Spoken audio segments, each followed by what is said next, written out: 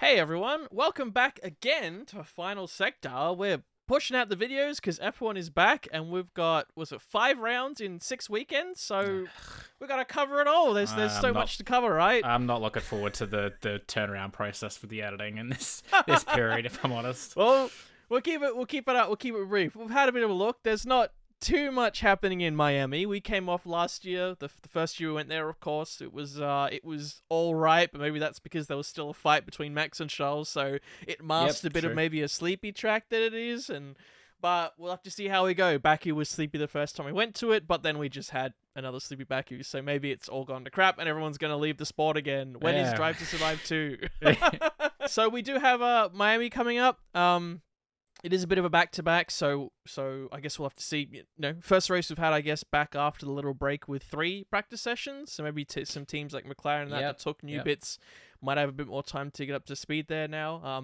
In theory, I guess, a decent track for testing, some fairly quick bits, but also some really slow stuff, which we haven't had too much of that kind of slow, bumpy kind of natured course. It does have a few unique, slow, tight areas to it, which will be interesting. It also has those high, long sweeping corners to that first sector as well, and it also has that back straight, which is quite long as well. So you can test, and into quite a heavy braking zone. Yeah, so you can test actually quite a lot here. I think it's a really good track to test a lot of those bits for teams that took big packages like McLaren. And the weather looks pretty good too, so it should be good for the weather as well. For sure. It's interesting that there's not much to mention because although last year went all right, there was a few talking points, a few things on safety, maybe a few little things, some of the curb placement that they could have changed. There still could be time on the Thursday they come out and they say, by the way, we've made these little changes. They generally give the teams a bit of a heads up because they need to, sometimes change their modeling or their data and such. So unless it's a last minute change that, they've identified something checking on the Wednesday, Thursday, they'll generally give a bit of a heads up. But at this stage, there doesn't seem to be any real notable changes. We may get there and they may say this little sausage curve has been shortened a little bit and that might be it. Who knows? Yeah. I remember was it Vettel last year who was talking about the really slow corner, and he was saying, this is not good. And I know that it just doesn't work. It just doesn't work. And I think was it Ocon that went into the wall as well? They were talking about you need to have, because I think he went into a concrete barrier and it wasn't Tech Pro, was it? Yeah. So I know there was concerns okay, if that stuff's gonna happen, then you need to put proper barriers. Have a look at that, see if you can make it a nicer impact. And I think part of that was they raised before the weekend some concern there, and then a driver literally went into it and was quite hurt by it, so they kind of went, well, let's do something here. So again, interesting, there's nothing yet. Maybe it's just FIA malarkey as usual, or maybe they're just waiting and they normally announce these things on the Wednesday or Thursday. Quick turnaround from the last weekend. Like you were saying, we tried to look up some stuff and it's still all Baku talk, and it's kind of annoying for us that we have to record. Here's what time it's on. Okay. Fantastic. Thank you. Here's how you can watch it. Awesome. Yeah, exactly. Yes. Here's a recap from last year. It may be a little wet. Okay, but probably not. Okay, that means it's not going to be wet. Yes, Next. exactly. So I guess we haven't got too much to preview. I think I guess as a track it's a bit unique, but I think Baku just showed us that, the Red Bull is strong basically anywhere, but everyone behind them, in terms of that, I guess, what do you want to call it? The second half of the top field, I guess, those group of teams, still seem to be kind of all over the place, so it's really hard to say who's going to be where. I guess maybe, looking at if we're thinking about our predictions, which we might be touching on sooner rather than later, there's a few head scratches there. Who do you think is going to shine? Are we going to see a surprise? Do you think someone's going to struggle here? I feel like Aston might enjoy this a bit more than I was thinking the last two tracks. I think it could be a track that suits Aston pretty well. I think they're generally pretty good through those long sweeping corners. Like we saw, they were quite good in Jeddah, and that's obviously a lot of those high long sweeping corners, and they've shown to be quite good through the short little fiddly bits as well, which this has in sector 2 or 3. I actually forget. I don't know. It's goes through 2 and kind of the start of 3 before it gets to that back hairpin section. Yeah, that little technical section. I feel like Aston could be quite strong there as well, so I would expect to see them a little bit further, towards the top of that those teams that you were talking about. So I think the 3 teams that you could realistically put in there at the moment, you're looking Ferrari, Mercedes, Aston, right? Maybe you could potentially throw McLaren in there. Their gains, I think, based on one upgrade package at Baku alone. McLaren have never really been good in super high top end speed, low downforce packages. So I would have always expected them to do not as well in Baku compared to other circuits, and they made quite a huge leap even without any practice overall or one for their practice performance. section. Yes. Yeah. So I would expect them, if they can nail down that package through a few practice sessions, I could easily expect them to be at least closing in on those sort of 3 teams as well for this weekend. Very, very possible. So outside of that, I don't really know. I think we're already sort of starting to see a couple of teams towards the back. Alpha, unfortunately, they just every weekend they just seem to struggle at the moment. It doesn't seem like that car's working for anything. Williams, I think they had a good opportunity in Baku, but maybe got a little bit unlucky in a lot of circumstances. But it's hard to say if they'll do well here. They're kind of a little bit of a weird one as well. I feel like they could be really strong or towards the back. Again, I don't really know, but I think it's kind of a wait and see. I think the only known quantity is that Red Bull will be fast again, which is kind of the only thing you can draw right now. Surprise. Yeah, but that's all I got.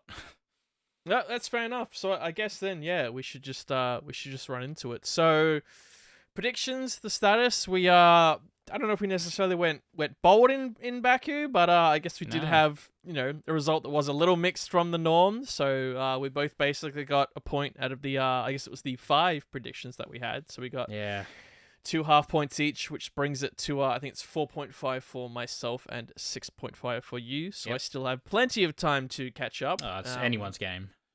Exactly. I mean, it's yours or mine. It's not anyone's. It's yours or mine. Let's be honest. But there's a guy that'll enter every prediction who'll show it at the end and go, look. He did it. I just had it hidden. Could happen. So so I guess we got to roll a random number. Right. You got something. Yep. So between 4 and 20. Let's get a number that's not like 14 or 15 or 16, because we've already had those 2. Oh, we got 8. Oh, P8. Okay. Now we're talking. That's tough. I don't know. I will say Lando Norris will get P8. Yeah, that's what I was thinking. I was thinking on him, or I was thinking on Gasly. I'm going to go Gasly. I sniped him. He's gonna I've sniped you this time. Yeah. I will count that as a snipe. It was about a 50-50, so I think that's the closest we've had to a snipe there. A true snipe. I'll take it. Very nice. But will you rue to take the snipe? Yeah, I probably will. Yes. So I reckon we'll get your predictions first, because I've got a bit of a story for mine. So if you want, here we go. I mean, I'll start with P1, P2. Let's be honest, it's going to be Red Bull. After Baku, it's really the question of which way around do I think it's going to be. Miami is a street track, so Perez could do well here. I actually looked at the results from last year, and while his end result wasn't fantastic, I think he got a little unlucky, and it did seem like he was relatively strong even on qualifying pace. It looked like he was very, very close to Max, and he was extremely dominant last season as well, Max, particularly at the start when he had to really push in his fight with Charles. So I think Perez will probably fare quite well here as well, but I do expect Max to fight back and take P1 this weekend from Perez. P3, however, is again a tricky one. Like there's a few teams in the mix, but I do think that it will suit the Aston car quite well, given everything I've seen at the track and everything I've seen at the Aston so far. And I expect Alonso P3. He's going to do it. So, wow, I've gone Max Perez, Alonso. I think I've done that for every single. Yeah, yeah. I just find it hard to stray from that at the moment, because it just seems the most likely. Yep. Yeah. So let's hear your story time with it. No, so I mean, at a high level, that's kind of the immediate conclusion I came to, and I went, well, even if it's similar, that's too boring. So I think, I'm known for going out on a limb, even if I've never I say I If- never get it right, and yet for that community prediction contest, I went out on a big limb, and that's what got me the W for 2022. Yep, So yep. maybe there's you miss every shot you don't take, as they say, right? Right. You'll eventually get one. What I'm gonna do is I'm gonna say we're gonna get the same result as last year, and that would be Max P1, Leclerc P2, and Sainz Ooh. P3. Wow. Okay. I reckon. What I do you just got a reckon, hunch. Chris? Okay. I reckon he's got a bit of a thing here where he's like on a good trend and then he just spins it too hard or something goes wrong. So I'm like, oh, if I'm just gonna, I gotta go with something else, right? Like, we gotta do something here. We can't just be doom and gloom central. Even though I am kind of slating my boy here, but still, you're not on a good track to earn back that super fan badge. I was thinking about that. You're gonna get docked a couple of points for that, but it's all good. It's a long year. There's it's a long time to earn it back. Yeah, I think if there's any time to go on Ferrari, I think they had. Well, one of their drivers had a decent Baku, and I think Sainz was pretty decent here last year as well. So I'm thinking stuff it. If I'm going to go with them at least once, even though I'm not giving them the win, but I just think it's even with last year and the fact that the cars were still close at that time, and yet Max kind of like there was a bit of fighting, but really he was the strongest car there when they were a lot closer. So because of that, I think I'll just go Max, but then I'll go Leclerc P2, Sainz P3, because why not, right? Yeah, I've got plenty of time to catch up. I can be boring in the future if I need to. Yeah, I'll be boring at the start, and then when it all starts falling apart, then I gotta panic. Yeah, so that's how we'll keep it interesting. Yeah, Yep. But I mean, I could see. I think Ferrari have shown that they can come back. I think with a calm head like Fred Vasseur at the helm has sort of helped. I feel like you see a lot less of Ferrari in the news about them like imploding and collapsing, even when they're absolutely not where they should be, given where they were last year. So I think there is a little bit better in terms of at least the media presence and how they're perceived, and the pressure that adds to the drivers and the team as well. So I think that's got to help in that aspect. Yep. And if they can hold their own as one of those teams in the fight with Mercedes and Aston, that only helps, doesn't it? So. And who knows, maybe they will be really quick here for some reason, and take the fight to Red Bull, maybe. Copium.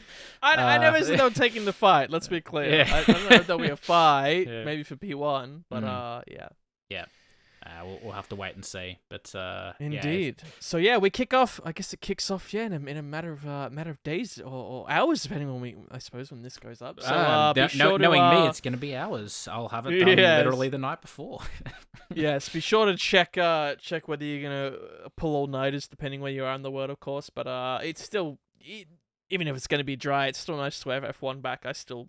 We still love F1. That's why we're here. That's why we're doing this. So excited nonetheless to have some races back to back and a few in a row rather than having to wait. I guess one thing to note as well, Logan Sargent will be home race American. Oh yes. So first American home race since Andretti, or did Scott Speed have one? I wonder if he had one. I think he definitely did, because he had an almighty role in Indianapolis one year. Oh, okay. Yes. Yeah, he would have. That sounds like a Scott Speed thing to do. It sounds like a Taro Rosso thing.